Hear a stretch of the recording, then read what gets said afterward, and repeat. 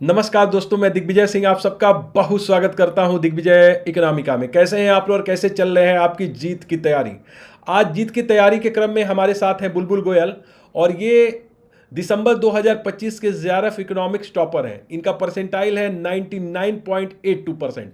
तो चलिए आज इनसे हम करते हैं बातें और इनसे पूछेंगे कि क्या है इनका जेआरएफ क्रैक करने का स्ट्रेटजी। तो बहुत बहुत स्वागत है बुलबुल आपका।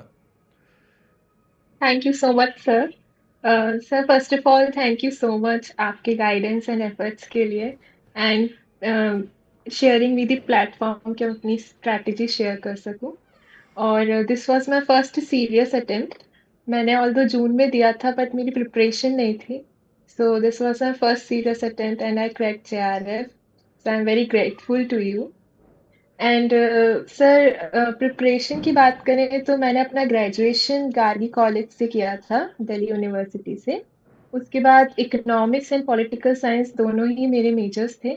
फिर इकोनॉमिक्स में मेरा इंटरेस्ट काफ़ी अच्छा रहा ग्रेजुएशन के दौरान एंड देन आई डिसाइडेड कि मैं इसमें ही हायर स्टडीज़ करूँगी। And then I pursue my masters in economics. And masters के बाद मैंने डिसाइड किया कि I will go for NET examination and prepare for assistant professor and will go for research. तो जी सर। आप ये बताइए कि आपको जीआरएफ क्रैक करने के लिए क्या आपने बेसिकली क्या ऐसा एफर्ट किया। सबका टारगेट है आजकल कि हम जीआरएफ क्रैक करें और पहला जो है मुकाम है, पहला जो हमारा गोल है वो जीआरएफ का होता है और सेकेंड जो सबसे इंपॉर्टेंट गोल है वो है असिस्टेंट प्रोफेसर का। या कुछ लोग ऐसे हैं जो बेहतर पीएचडी रिसर्च करना चाहते हैं।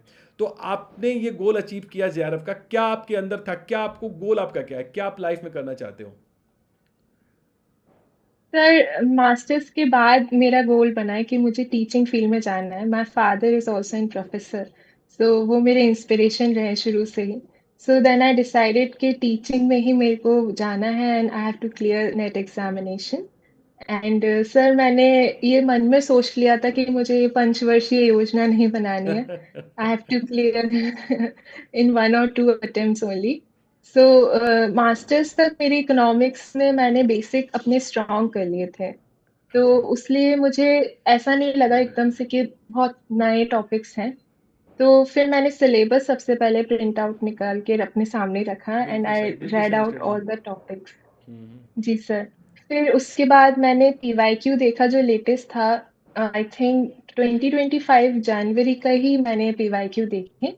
और फिर मैंने बिना किसी प्रिपरेशन के उसे सॉल्व किया पूरा। हम्म। एंड फिर मैंने अपने वीक पॉइंट्स को एनालाइज किया कि कुछ चीज़ें हैं जो मैं बिल्कुल ही नहीं जानती हूँ, कुछ टॉपिक्स ऐसे हैं और कहीं मुझे बहुत थोड़ा एफर्ट्स की ज़रूरत है। तो वो मैंने मार्क कर लिए सिलेबस में सर। देन पेपर 2 की अगर मैं इकोनॉमिक्स की पहले पूरी स्ट्रैटेजी बताऊँ, जी जी। तो जैसे कि माइक्रो एंड मैक्रो है, तो वो मेरा अच्छा था। मैंने माइक्रो मैक्रो के लिए फिर आपके लेक्चर्स देखना शुरू किए, तो उससे मेरा रिवीजन होता गया। जी जी। एंड कुछ ऐसे टॉपिक्स होते हैं जो कभी-कभी हम नहीं उन पे फोकस देते हैं या छूट जाते हैं, तो आपके लेक्चर्स से वो भी मेरे टॉपिक्स स्ट्रॉन्ग हो गए। देन फिर आप हर टॉपिक के बाद पीवाईक्यूज़ करवाते हैं, एमसीक्यू प्रैक्टिस करवाते हैं, तो मैंने वो किए। तो मेरा यही स्ट्रैटेजी रहती थी, हर टॉपिक के बाद उसका पीवाईक्यू या एमसीक्यू प्रैक्टिस करना है, फिर देखना है कि क्या कहाँ गलती हो रही है, उसको फिर से रिवाइज़ करना है और फिर एमसीक्यू प्रैक्टिस करना है। तो ऐसे मैंने सभी 10 यूनिट्स के लिए फॉलो किया था सर। देखिए, आप लोगों से जो बुलबुल गोयल बताना चाहती हैं वो ये कि सफलता का कोई शॉर्टकट नहीं है। एक पहले टाइम होता था कि पूरे सिलेबस को लोग नहीं कवर करते थे और जीआरएफ क्रैक हो जाता था। आज के टाइम में आपको 10 के 10 पूरे के पूरे यूनिट के ऊपर कमांड बनानी पड़ेगी। हर टॉपिक के ऊपर आप अपना एक्सपर्टाइल करिए और स्पेशलाइजेशन करिए। जो टॉपिक आपको लगता है कि नहीं हो पाएगा उसकी भी प्रिपरेशन करनी पड़ेगी। जैसा कि इन्होंने बताया कि हर टॉपिक को मैंने देखा, हर टॉपिक से पीवाईक्यू सॉल्व किए, हर टॉपिक से जितना प्रैक्टिस हो सकता है किया। तो सिंपल सी बात है, आपको सफलता का शॉर्टकट नहीं है, आपको अपना 100% देना पड़ेगा और कंसिस्टेंसी के साथ देना पड़ेगा। अगर आप कंसिस्टेंट हो गए तो आपके लिए एग्जाम निकालना बहुत आसान हो जाएगा। ये आपके लिए बुलबुल इस समय प्रेरणा की स्रोत है, इंस्पिरेशन है कि एक जनरल कैटेगरी की स्टूडेंट और पूरा इन्होंने क्षमताओं का यूज किया और बहुत कम समय में, आप जरा सोचिए इनका जो अटेम्प्ट है, इसके पहले शायद आपने 2 अटेम्प्ट और दिए थे, तो आपने क्रैक किया मास्टर होते ही, तो आपके लिए ये बहुत बड़ी सफलता है। और ढेर सारे ऐसे बच्चियां हैं जो गांव से बिलोंग करती हैं और जीवन में कुछ बड़ा करना चाहती हैं, वो सब के लिए आप इंस्पिरेशन की सोर्स हैं। और आप ये बताइए कि टाइम मैनेजमेंट आपने कैसे किया, क्योंकि आजकल के जो नेट जेआरएफ इकोनॉमिक्स में सबसे इंपॉर्टेंट होता है जब बच्चा पेपर सॉल्व कर रहा होता है और वो कंप्यूटर बेस्ड सिस्टम है, तो वहाँ पे टाइम मैनेजमेंट एक इंपॉर्टेंट होता है। तो आप टाइम मैनेजमेंट के बारे में बताइए हमारे जितने भी व्यूअर्स हैं कि क्या आपने किया था एग्जाम टाइम पे। Yes sir. Sir time management बहुत ज़्यादा इम्पोर्टेंट है, इवन दो हम सब कुछ पढ़ के चले जाएँ, लेकिन फिर भी अगर टाइम नहीं कम पड़ रहा है हमें तो सेंस नहीं है। जब मैंने जून अटेम्प्ट दिया, पेपर वाज़ लेंथी और मेरा पेपर छूट गया था। तो वो मेरे लिए एक सीख थी। फिर मैंने उस समय प्रैक्टिस नहीं की थी, मैं बस जी। पढ़ के चली गई थी। I haven't given any mock. तो मैंने ये डिसाइड किया था कि मैं 10 दिन पहले अपना सिलेबस कंप्लीट करके रख लूँगी रिवीजन के साथ और फिर सिर्फ पीवाई एम्स मॉक की प्रैक्टिस करूँगी। पहले इकोनॉमिक्स के मैंने मॉक प्रैक्टिस करे, फिर मैंने फुल लेंथ पेपर टेस्ट दिया। आपने भी सर टेस्ट सीरीज़ दी थी, वो जी पूरी मैंने कंप्लीट की। जी जी। उसके बाद सर मैंने अपना टाइम ऐसे डिसाइड कर लिया था कि मैं शुरू का 1 घंटा पेपर 1 में दूँगी। अच्छा मेरे अच्छा। पास जितना क्वेश्चंस हो रहे हैं मैं वहीं पे छोड़ दूँगी और फिर मैं बाकी के 2 घंटे इकोनॉमिक्स पेपर 2 के लिए ही दूँगी और लास्ट में मैं 15 मिनट का गैप रखूँगी ताकि पीछे जाके जो क्वेश्चंस छूटे हुए हैं, वो मैं वापस कर सकूँ, अगर टाइम मिलता है तो। एंड सर वो मेरी स्ट्रैटेजी इस एग्ज़ाम में काम भी आई एंड मेरे पास आधा घंटा बचा हुआ था। सो इस तरह से मैंने टाइम मैनेजमेंट तो किया। बिल्कुल आप सही समझ रहे हैं इनकी बातों को कि आपको भी टाइम मैनेजमेंट सीखना पड़ेगा। और टाइम मैनेजमेंट आएगा प्रैक्टिस सेट से। जितना ज़्यादा आप प्रैक्टिस सेट करेंगे, जितना मॉक को आप सॉल्व करेंगे, आपको खुद समझ में आने लगेगा कि कहाँ से हमारी क्या क्या गलतियाँ हैं, कहाँ पे हमारा जो पॉइंट है वीक है, उसको किसको स्ट्रांग बनाना है। तो इन सब चीज़ों को आपको पहले ही एनालाइज करना पड़ेगा। अगर आप पहले एनालाइज करेंगे तभी आपका जेआरएफ क्रैक होगा और तभी जो है आप अपना नाम करेंगे, आप जो है उच्च शिक्षा में जाएंगे, लोगों का भविष्य संवारेंगे। आप ये बताइए, जब आप एग्ज़ाम की तैयारी करते हो तो हमारे पास एस्पिरेंट हैं जो ढेर सारी लड़कियां हैं, महिलाएं हैं जो जेआरएफ को क्रैक करना चाहती हैं, नेट एग्ज़ाम क्रैक करना चाहती हैं। तो एक प्रॉब्लम जो आती है कि कई बार आप पढ़ते पढ़ते बोर हो जाते हो, कई बार ऐसा लगता है कि मुझसे होगा नहीं, कई बार आप नर्वस फील करते हो।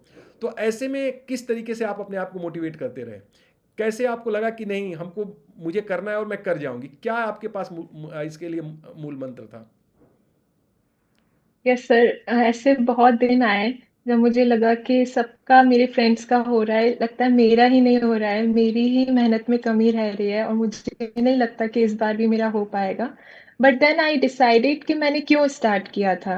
तो मैंने ना किसी प्रेशर में आके स्टार्ट किया था, ये मेरा सोल का डिसीजन था कि मुझे इस फील्ड में जाना है and I have to crack this exam.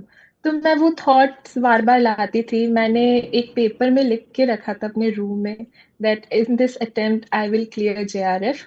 तो वो मैं बार-बार फिर पढ़ती थी व्हेनेवर आई फील डीमोटिवेटेड। उसके अलावा सर मेरे फ्रेंड सर्कल भी बहुत अच्छा रहा है। तो मैं अपने दोस्तों से बात करती थी, पढ़ाई की नहीं, हम फन बैंटर करते थे ताकि स्ट्रेस रिलीफ हो जाए। तो उन्होंने भी मुझे काफ़ी मोटिवेट किया। देन पेरेंट्स का रोल तो हमेशा ही रहा है क्योंकि मैंने घर से ही प्रिपरेशन की है। तो मम्मा से मैं बार-बार बोलती थी, "मम्मा इस बार तो नहीं होगा, मुझे नहीं लगता है कि इस बार हो पाएगा।" तो she always used to motivate me कि तुम सिर्फ़ अपना सिलेबस कंप्लीट करो, you focus on hard work, why you are focusing on result.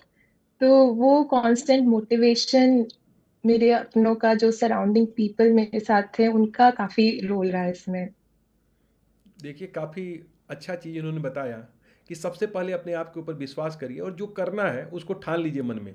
जब आप मन में अपने लक्ष्य को एक बार उतार लेते हैं और जो इन्होंने बताया कि मैंने लिख के रख लिया था कि मुझे इस बार जेआरएफ क्रैक करना है, तो जब आपके मन में बार बार वो विचार आने लगते हैं और आप उसी के अकॉर्डिंग काम लगते हैं करने, वर्क करने लगते हैं, हार्ड वर्क करने लगते हैं, कंसिस्टेंसी के साथ करते हैं, तो रिजल्ट बस दुनिया को देखना बाकी होता है। आप रिजल्ट पहले ही दे चुके होते हैं।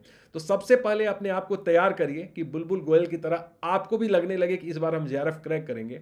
और ये जो थियरी है कि जैसा आप सोचेंगे वैसा ही बन जाएंगे, आप प्रेमानंद महाराज जी को सुनते होंगे, हमेशा ही कहते हैं कि जैसा आप अपने बारे में सोचते हैं आप वैसा ही बन जाएंगे। तो आपके भी मन में ये चीज़ें होनी चाहिए कि हम बेहतर करेंगे और बहुत अच्छा करेंगे। तो आप पहले डिसाइड कर लिए मुझे करना क्या है। बहुत बार मैं देखता हूँ एस्पिरेंट डिसाइड ही नहीं कर पाता कि जीवन में क्या करना है। तो सबसे पहले इस चीज़ से बाहर निकलिए, पहले डिटरमाइन करिए कि क्या करना है और उसी के अकॉर्डिंग अपने मन में विश्वास जगाइए कि मैं कर लूँगा। और डायरी में लिखिए, लिख के पेपर अपने सामने चिपकाइए कि हम इसको ज़रूर करेंगे और आप ज़रूर कर लेंगे। इसमें कोई दो राय नहीं है, अपनी क्षमताओं का 100% प्रयोग करिए। लास्टली हम आपसे ये पूछना चाहेंगे कि जितने भी हमारे व्यूअर्स हैं जो उत्साहित हैं और जो चाहते हैं कि मैं जेआरएफ क्रैक करूं, उनके लिए आप क्या बोलना चाहोगे कि क्या ऐसा आपको गुरु मंत्र आप दे सकते हो जिससे कि वो मोटिवेट भी हों और वो आने वाला एग्ज़ाम जो जून 2026 का है उसमें वो जेआरएफ निकालें और आपकी जगह पे वो बैठे हुए दिखाई दें। जी सर। सर सबसे पहले मैं कहना चाहूँगी कोई भी एग्ज़ाम हो उसके लिए 3 स्टेप्स बहुत ज़रूरी हैं। एक तो सिलेबस, दूसरा पीवाईक्यूज़ और तीसरा आपका रिविज़न। अगर आपने ये 3 कर लिया है तो आपका श्योर है कि आप बहुत अच्छा एग्ज़ाम देकर जाओगे। तो इनके साथ-साथ मोटिवेटेड रखना है खुद को। ऐसा नहीं सोचना है कि किसी का हो गया है तो वो कुछ एक्स्ट्रा ऑर्डिनरी कर रहे हैं या आप में कुछ कमी है। बस आप अपनी पेस के थ्रू ही ये सारी चीज़ें करिए एंड कीप वर्किंग हार्ड। मेरा जब नहीं आया था रिज़ल्ट तो मुझे यही लगा था कि एक और अटेम्प्ट देना पड़ेगा, इस साल भी नहीं होगा। सो किसी को नहीं पता होता है कि उनका होने वाला है।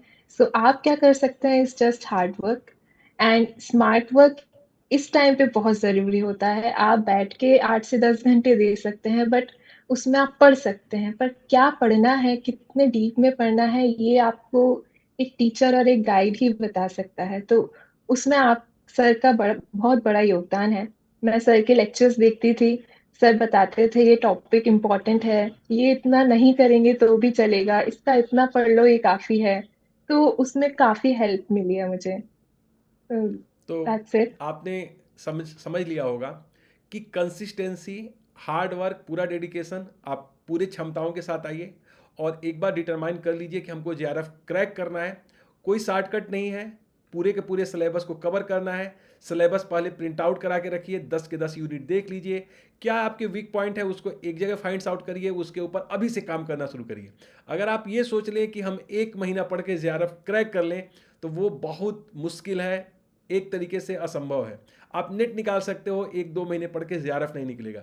जेआरएफ के लिए आपको 5 से 6 महीने 100% अपने आप को देना पड़ेगा। अगर आप अपना 100% दे सकते हैं, पूरे क्षमताओं के साथ यूज कर सकते हैं, डेडिकेशन वैसे ही दिखा सकते हैं जैसे बुलबुल गोयल ने दिखाया है, तो आपका भी जेआरएफ क्रैक होगा और आप जीवन में बहुत अच्छा करेंगे, बेहतर करते हैं। आपको आपको बुलबुल बहुत बहुत थैंक यू। आपने अच्छा बताया बच्चों को। आगे जो आपका ये जो संदेश है वो हज़ारों लोगों के पास जाएगा, बच्चियों के पास जाएगा जो कई ऐसे गाँव से बिलोंग करती हैं जिनका सपना है कि इकोनॉमिक्स में हम अच्छा करें, जेआरएफ क्रैक करें और अपने आप को प्राउड फील कराएं, अपने गार्जियन को प्राउड फील कराएं और अपने समाज को प्राउड फील कराएं। तो ये आपका जो हमारा आपके साथ जो बातचीत है वो पक्का है। मैं विश्वास करता हूँ कि ढेर सारे लोगों की ज़िंदगियों में बदलाव लाएगा। आपको बहुत बहुत धन्यवाद। Thank you so much. God bless you. Thank you so much.